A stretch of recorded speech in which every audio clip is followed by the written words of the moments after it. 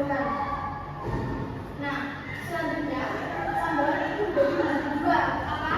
Yang pertama adalah epigial dan hidrogial. Kalian tahu nggak sih epigial dan juga hidrogial itu apa perbedaannya? Nggak tahu.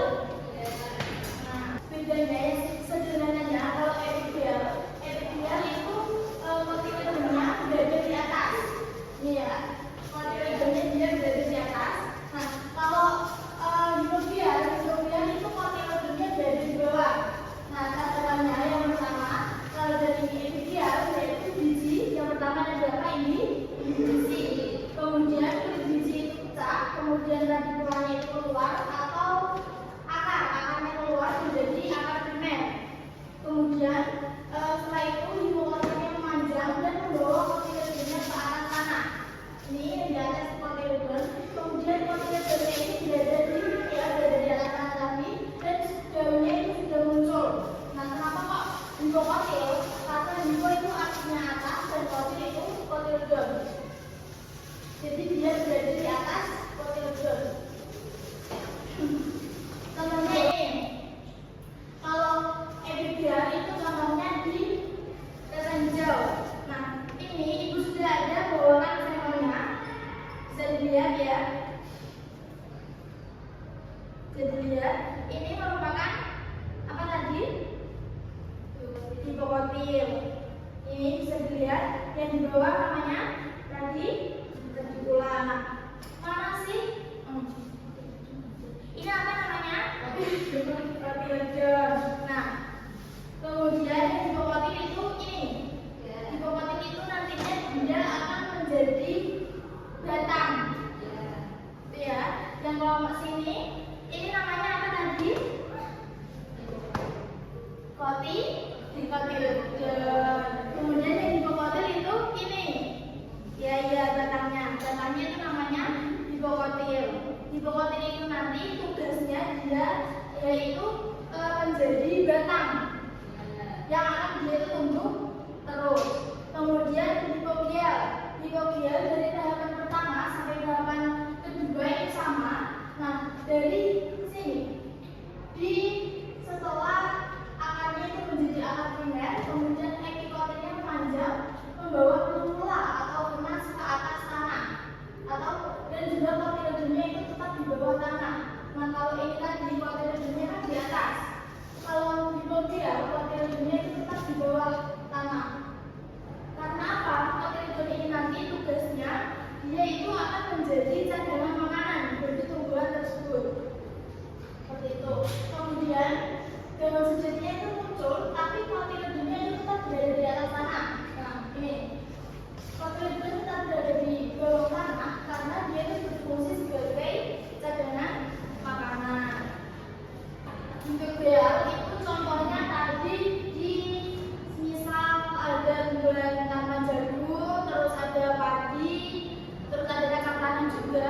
Ibu tidak membawa sampelnya karena ternyata sampel ibu tidak tumbuh. Jadi ibu hanya membawa sampel yang di epigial saja. Dan ternyata ada perbedaan dari epigial dan juga hipogial. Kalau epigial kotiledonnya di atas, kalau hipogial kotiledonnya di bawah. Bu, mau tanya, yang bagian atas ini itu kan namanya kotiledon, itu fungsinya apa ya, Bu? Kotiledon ini kalau yang di epigial itu contohnya dia sebagai fotosintesis sementara sebelum daun sejatinya ini muncul. Seperti itu. Ini nanti kan kotiledonnya itu nanti pecah kemudian muncul tunas baru atau daun sejati itu tadi. Jadi dia berfungsi untuk sebagai fotosintesis sementara. Selanjutnya ibu ada tugas kelompok. Kita bagi menjadi dua kelompok. Kelompok kanan dan juga kelompok kiri. Kelompok satu dan juga kelompok dua. Nah, tugasnya yaitu kita mengamati dari gambar ini. Terus kalian cari perbedaan dari beberapa aspek. Ini untuk kelompok dua dan juga ini untuk kelompok satu.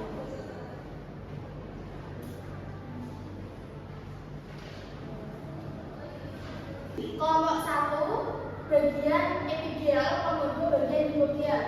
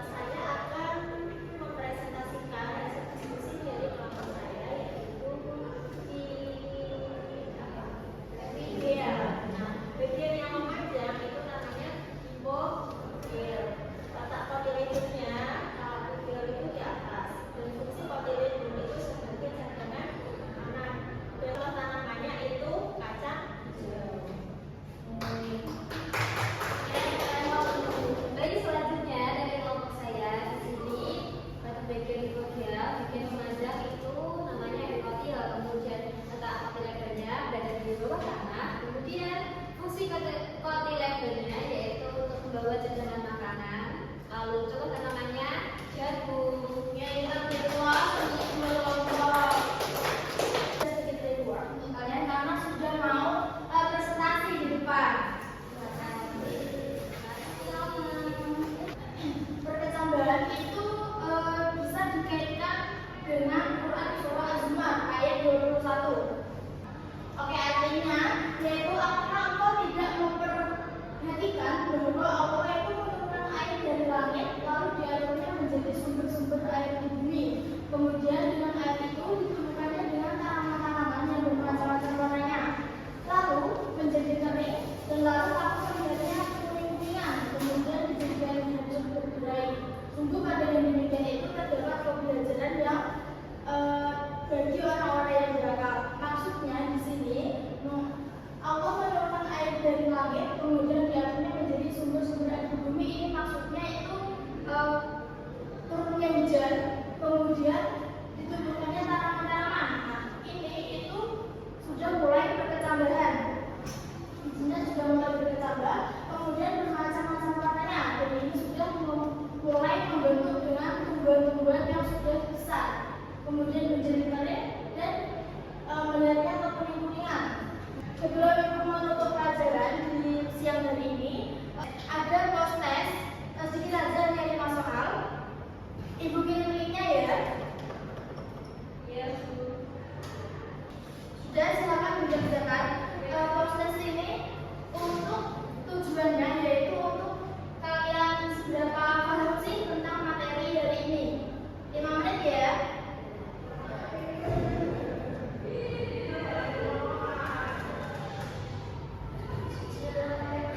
Oke, selesai. Semuanya ada berapa? 100? Kesimpulannya dari pembelajaran kita yaitu perkecambahan merupakan proses awal dari pertumbuhan tumbuhan, yaitu dari biji kemudian menjadi tanaman baru yang dibedakan menjadi 2 jenis, yaitu Epidial dan hipogial. Nah, perbedaan keduanya itu terletak pada bagian yang memanjang dan juga posisi kotiledonnya. Nah, kalau di epidial tadi kotiledonnya berada di atas. Kalau hipogial berada di dalam tanah. Nah, dia berfungsi sebagai cadangan makanan. Kalau epidial tadi fungsinya sebagai untuk fotosintesi. Oke, untuk pembelajaran minggu depan kita akan membahas tentang faktor internal dan juga eksternal dari perkecambahan. Oke, sebelum ibu